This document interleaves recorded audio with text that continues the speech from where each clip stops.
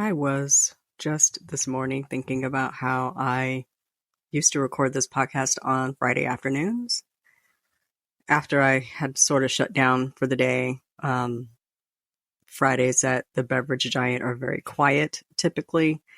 After about noon, there's not a whole lot going on, so I could sort of disappear or go gray, as we say, a little time theft, if you will. But now I can't imagine it because I do about an hour-ish of prep, maybe an hour of prep for each episode. And I need my Friday nights now to gather my links and figure out what books I read. And Friday is my prep day now. And then I have to get up Saturday, make coffee, sit at this desk, wake up, make sure I have a voice. And I don't sound like my voice is a gravel pit because it is early in the morning. But I like getting up and getting it done so that it's up and out in the world. My opening rambles. Good morning. Welcome back to the Bookcast, my platform for sharing short fiction and updates on what I'm reading and writing. This is episode 49. We're almost at 50 episodes, which is awesome. I feel accomplished. I am D.L. White. I am the author of 11 contemporary Southern and romantic fiction novels featuring Black men and women. I am also a big fan of books, so we usually begin with the book report, then we'll talk about writing. I will soon no longer be writing Elysium, a Black Diamond vacation romance. If you're new here, or a seasoned listener, a bibliophile, or just looking for a good read, I hope you'll enjoy today's show. I am so happy to have your ears for this time, and I'm excited to share my love of reading and writing books with you. You can show your support for this podcast or for me as an author by dropping by my support site. It's buymeacoffee.com/booksbydlwhite. There you can offer a one-time or recurring monthly gift, and I am already most grateful for your support. The other way you can support is to buy my books. Today's the last day, technically. The last day, but you have to schedule it out, and so I'm never sure if it ends at midnight or is it when does it end? So it's gonna run a little bit over, but technically today is the last day of my sale on Leslie's Curl and Dye. I put that on sale to be part of the Kobo 4th of July weekend sale. It was supposed to run through the 8th. I don't know if I made any sales at Kobo. That community, that the people that read on Kobo don't particularly like my books. I think a great many of them are in Canada, and I think they just don't care. But so I don't know if I actually made any sales at Kobo according to ScribeCount, which is the software that I use to track my book sales. I didn't, but something could roll in. You never know. Anyway, you can grab it for 99 cents through today, possibly tomorrow. Wherever you pick up your ebooks, it's on sale at Amazon, Barnes & Noble, Apple Books, Google Play, Kobo Books. It is actually available in Kobo Plus. So if you subscribe to that program, which is like Kindle Unlimited, but it's not, it's Kobo, you can snatch it up there in ebook or audio. Speaking of audio, several of my audiobooks are on sale for $3.99 at select retail outlets. Visit booksbydlwhite.com/audio sale to grab links for Barnes & Noble, Chirp, Google Play, Spotify, and Apple Books. And these books are not reduced at my website store or on Amazon. This is a great deal on audiobooks, but you do have to search in specific places to get them. Booksbydlwhite.com has all of the good stuff, including A Thin Line. This is the second edition of this novel. This is one of the fan fiction stories that I wrote and decided to turn into a retail story. It is an enemies to lovers, a true enemies to lovers. They do not like each other one bit. A little bit of rivals to lovers as well, because they are both attorneys and they go head to head for cases, but they are relationship wise enemies. This is also a second chance romance. Angie and Preston dated in high school, broke up for a very dumb, petty reason, and then we're never really able to escape each other and sort of heal and grow, and ridiculousness ensues until their friends decide that they are just tired of these two dancing around each other. Let me tell you about this book. Angie Blake and Preston Reed are oil and water, fire and ice. Whether it's in the courtroom, where they're always in opposition, or in their personal lives, they don't mix. Nearly 2 decades have passed since they were high school sweethearts and split in an emotional firestorm, but their best friends are dating and now engaged, so they haven't had a moment's peace from each other. And they won't get one, since the soon-to-be newlyweds have roped Angie and Preston into planning their destination wedding. They've been tasked with organizing the most romantic, memorable event of their lives without tearing apart the lifelong foursome. Angie and Preston are wise to this game, this clever ploy to push them back together in the hopes that their long-dead romance will rekindle couldn't possibly work. Could it?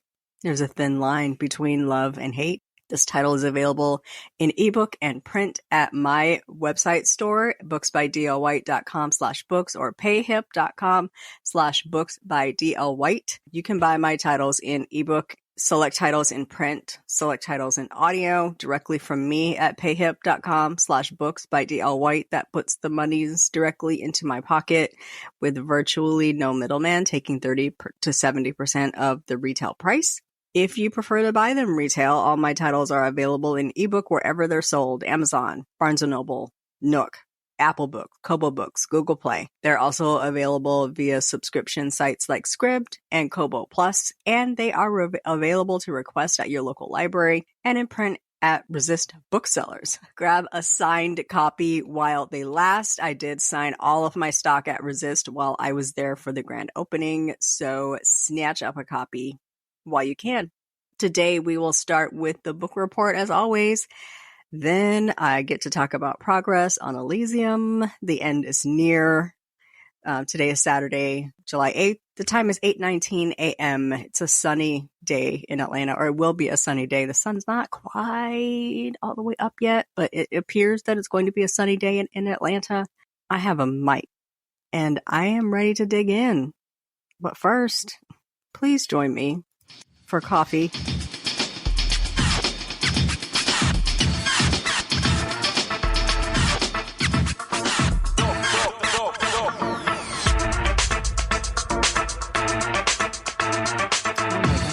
Hot.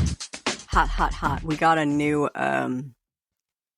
what you call it, the electric kettle that you plug in and you warm up the hot water. Our old one was like years and years old, but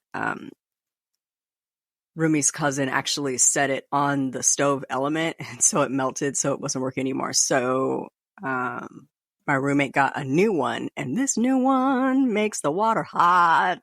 It's very hot today. It hit my stomach like scalding.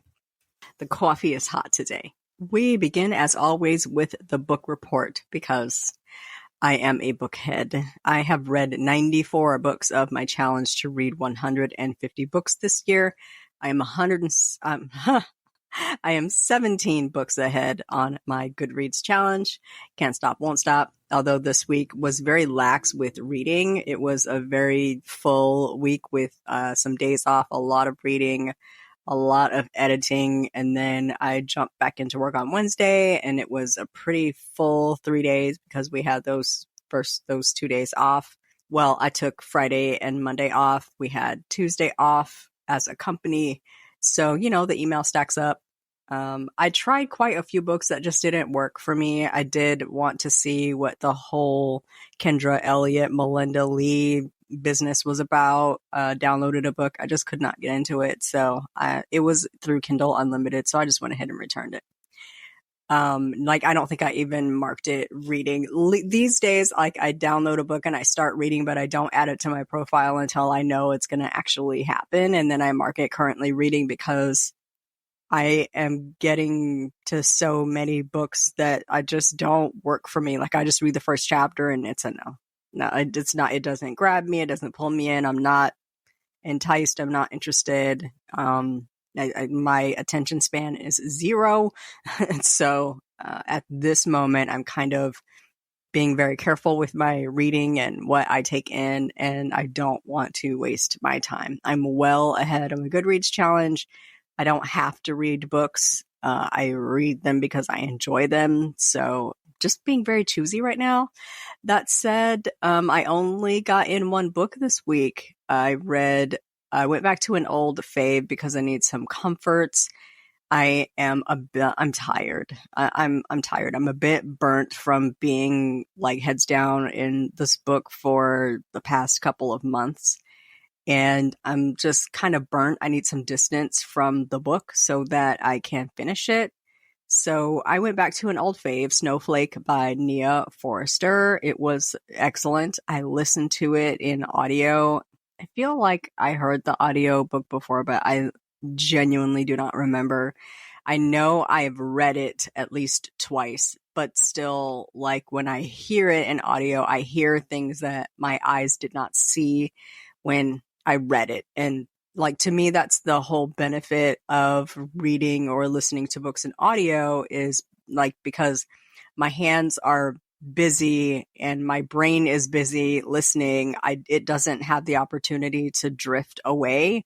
When I'm reading, my eyes bounce all over the page and I tend to skim more and I miss a lot. And so audio really works so much better for me, and I like it a little bit sped up. And I know people like to pick on me about how fast I listen to audio. It's not like I'm listening at 3x or anything, unless the narrator is unbelievably slow in 1x, and I speed it up, but I need it conversationally fast, and I need my brain to be occupied by listening to this book.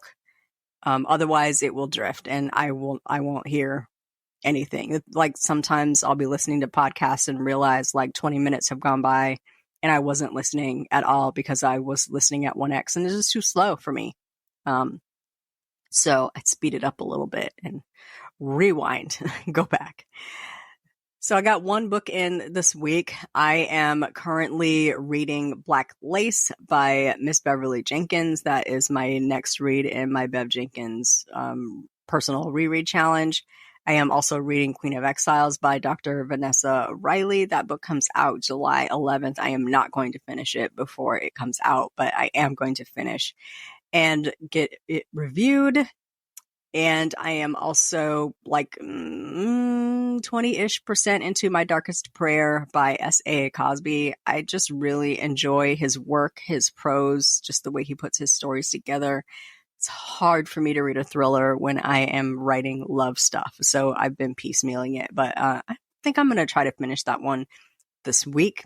And I actually haven't started Black Lace yet. I need to start it because I would like to get that one complete this week as well, while I'm taking a smidge of a break away from my work in progress. Speaking of the writing update, the end is near. The end is so near. I am at 58,915 of 65,000 words. I have figuring what I have left to write. I'll probably come in between 65 and 70K, but I do want to do some serious editing and paring down. So I hope to actually lose word count. I would always rather cut than have to add. So I write it full. I put in everything I want to put it in, and then I sort of like pare it down, make the prose pretty, shorten the sentences, go for good readability. I love to send it through Pro Writing Aid so it can tell me how I am an untalented hack.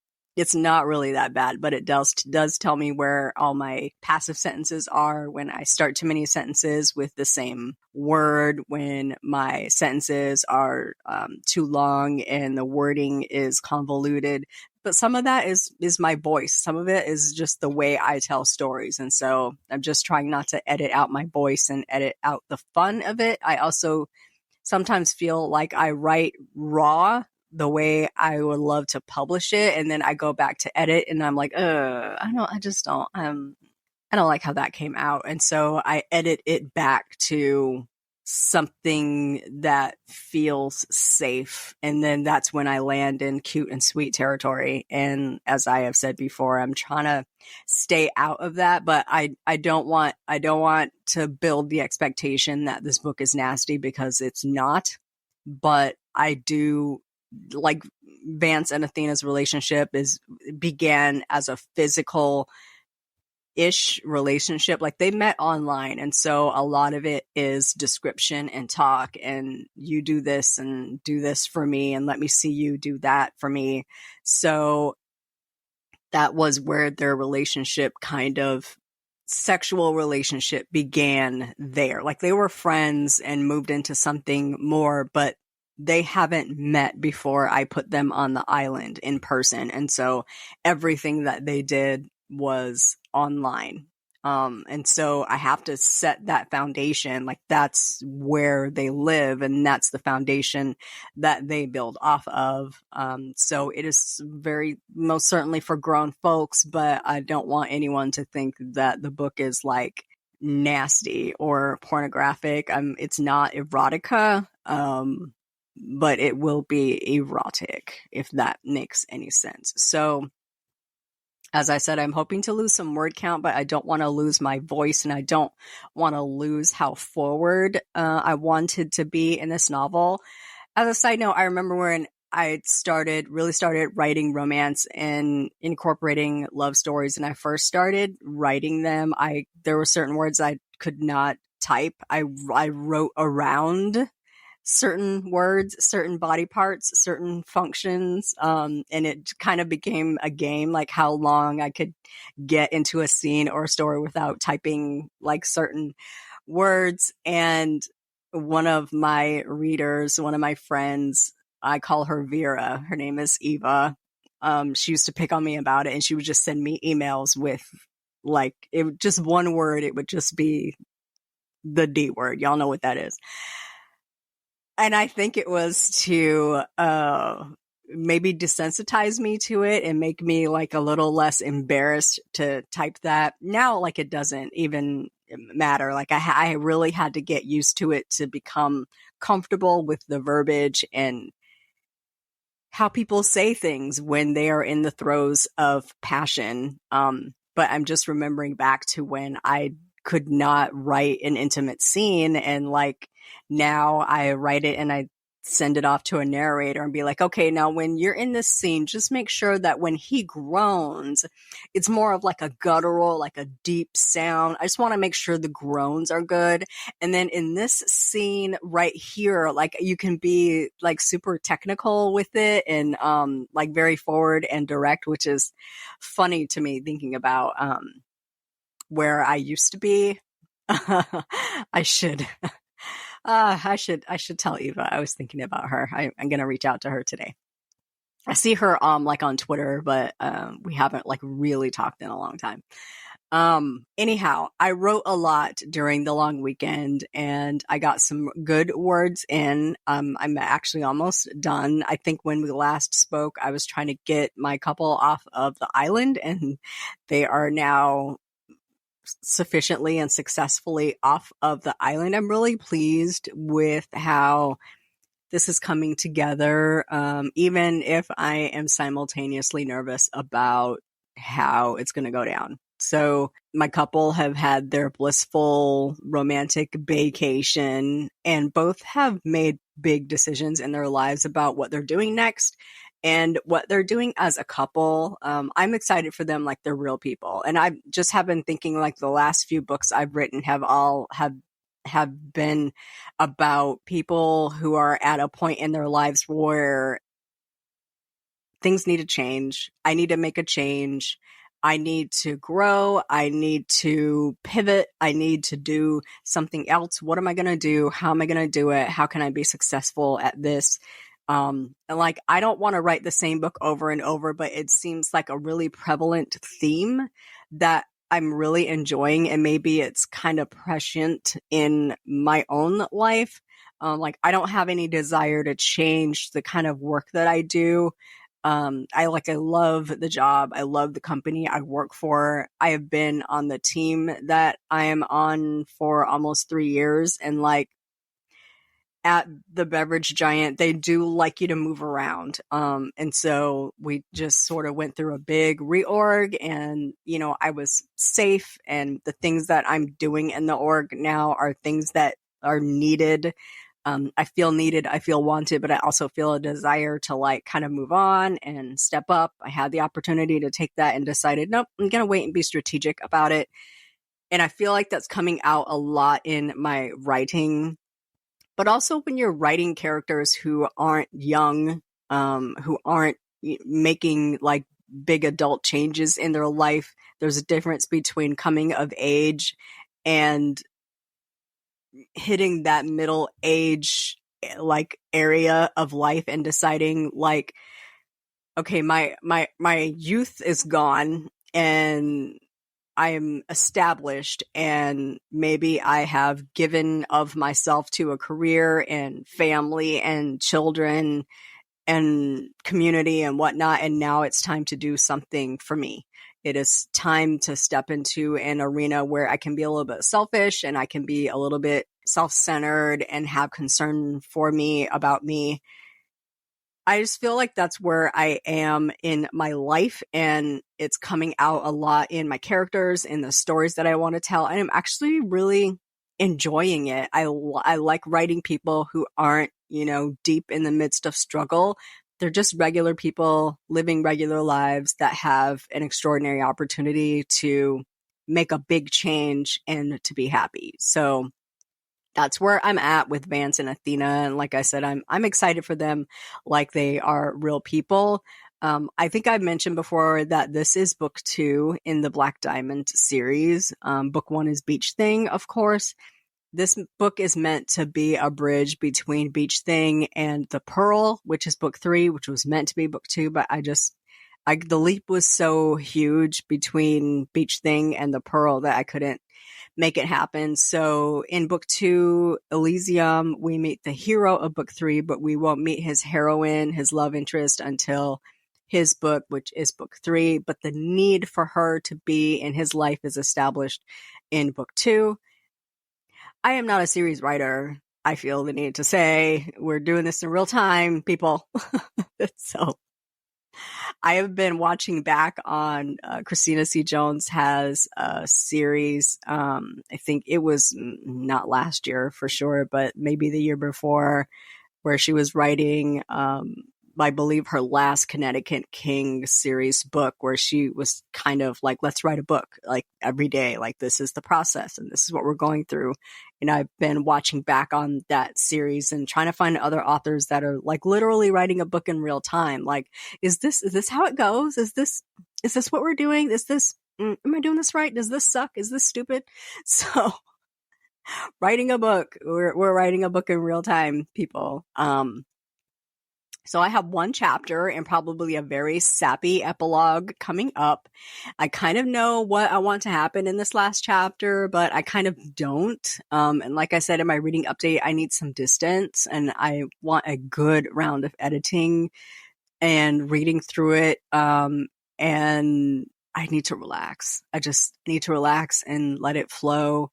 Trust me, nobody wants this book to be done more than I do. And I had a good conversation with my beta this week, and she's like, don't rush it. Do not rush it.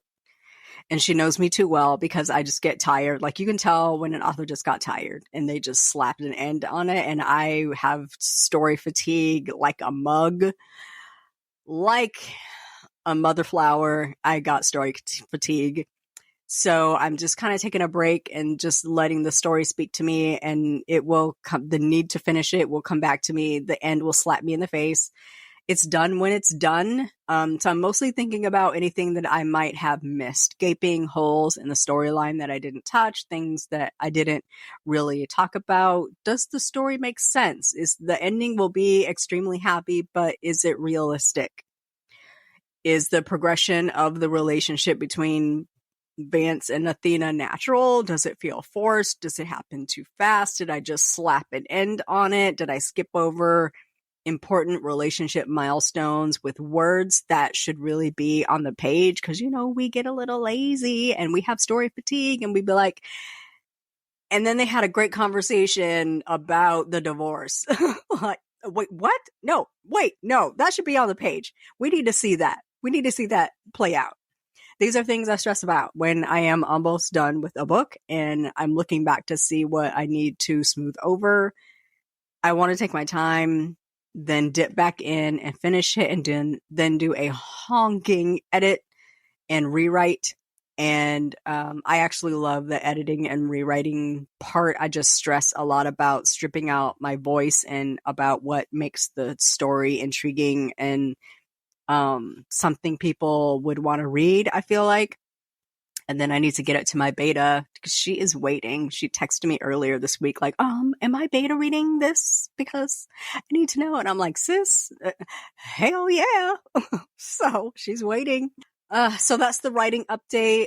Cross your fingers, keep me in your thoughts, prayers, burn a candle, whatever you do, good thoughts, etc. I need them, and I appreciate all of the good words, and just put this in your line of sight. I hope to be announcing a release date soonish. I do not have one in mind, but probably sometime in August, maybe early September. I do have to engage a proofreader, so it will depend on availability and how quickly I can turn around edits, etc. But first I have to finish it. So fun stuff. I was a guest on an NSYNC podcast. We recorded yesterday and it will be out hopefully sometime early August. It was so fun. I got to talk about, speaking of fan fiction, I got to talk about my NSYNC origin story, when and why I started writing fan fiction, operating the NSYNC fanfiction archive, which I own and operate. I have owned it since 2018. So if you are an NSYNC fanfiction writer and you have stories and you need to store them somewhere or you want to post them up for people to read and give feedback, hit nsync-fiction.com/archive. If you have any issues or questions, hit me up on the social media websites. I am happy to always talk about my guys. I'm sitting here like looking at my bobbleheads and my Funkos right now. So we're hoping to kick things up this summer with a little challenge. We used to always do challenges that were surrounding their birthdays or like milestones in the NSYNC fandom, like the anniversary of their sophomore album, No Strings Attached. We do like It's Gonna Be May Day stories, celebrating No Strings Attached and Lance's birthday, and then we do Awesome August for JC's birthday, Poptober for Chris's birthday, and then we would do like Secret Santa to sell like winter holiday season, and then Justin and Joey's birthdays. So jumping back into Awesome August, I used to always be the challenge master over at NSYNC Fiction, and so we're going to try to bring Awesome August back. It is stories that are focused, or they are JC-centered stories to celebrate his birthday. So posting begins August 8th and runs through the 31st. The stories must feature a member of NSYNC. Crossovers are welcome. There are no minimums or maximums, but the story must be complete by the end of the challenge, which again is August 31st. So if you're listening and you want to dip back into NSYNC fiction, fan fiction writing to celebrate our faves, you are most welcome. I'm actually working on creating a Patreon and a Discord, which will be a paid community for people to sort of gather together, to writers to sort of convene, chat about their stories, get some help, get some feedback, readers to gather together, talk about the guys. Joey got a new tattoo, Chris is doing a new show, Justin's on tour, JC left the house, Lance has started like his 9th podcast kind of stuff. We used to like do all of that, fanning out type of stuff at a website called the JJB, which used to be called the Just Justin board, which really expanded into all of NSYNC. we talked our fan fiction, we talked our fan stuff, and there are a lot of like fan groups would gather there. And I do believe that website is now defunct, but I miss the community, you know?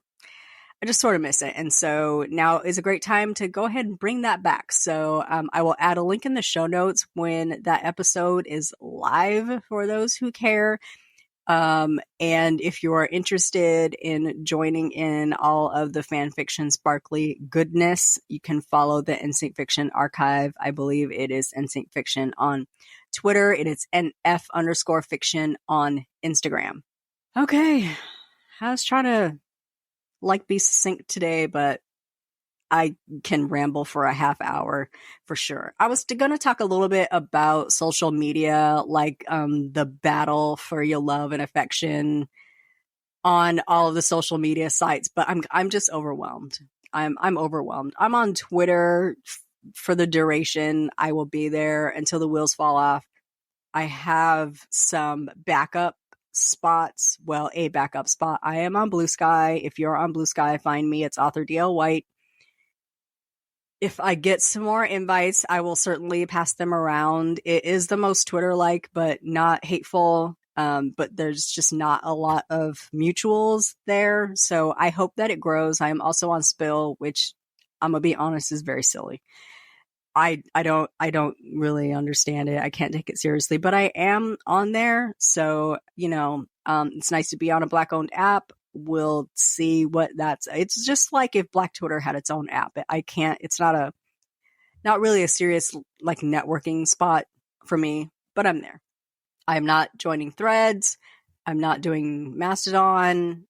I'm not doing Spoutable. I was on Hive, but it got real weird real fast, and I hopped right off of that. So the issue with trying to replace Twitter is like there's not another place that could be like a town square type space. And I mean, it wasn't awesome before New Dude took over, and it's even more not awesome now. It's definitely going down. I don't know how soon it goes down, but if they don't turn certain things around quickly, I don't know that it will be around for a while. But as long as it's around, you can find me on Twitter. It's author_DL White. I am also on Instagram at author_DL White. I am on TikTok, but I do not post there anymore. If you find me there, don't request friendship. I will delete it. Find me on Instagram. I don't post on TikTok anymore, but I will be there looking at videos of cats and people rearranging their refrigerators. I also do try to follow book people, authors, and book bloggers, bookstores, etc. But I just don't post on TikTok. I can't spread myself that thin. I'm also on Pinterest, which I don't use for much except for like storyboards for each of my books. I kind of try to map out my characters. Here's what they look like. Here's their favorite scent. Here's what they drive. Here's where they live. I don't think I've quite built out enough for Elysium. It hasn't really been a focus, but I think I'm going to spend some spare time this week while I'm trying to step away from my document to like build up that Pinterest site. I also see people do like playlists for their books, and I'm just not a music head. Like songs don't come to mind for me. Like I haven't really listened to music since the 99 and the 2000. So I feel like it would just be the same songs on every playlist. I did try to do playlists for a few books, but I don't be listening to music, and like songs don't come to mind usually when I'm writing. But hey, if songs come to your mind while you're reading, let me know. I'll build a little like inspired by playlist. Let us know.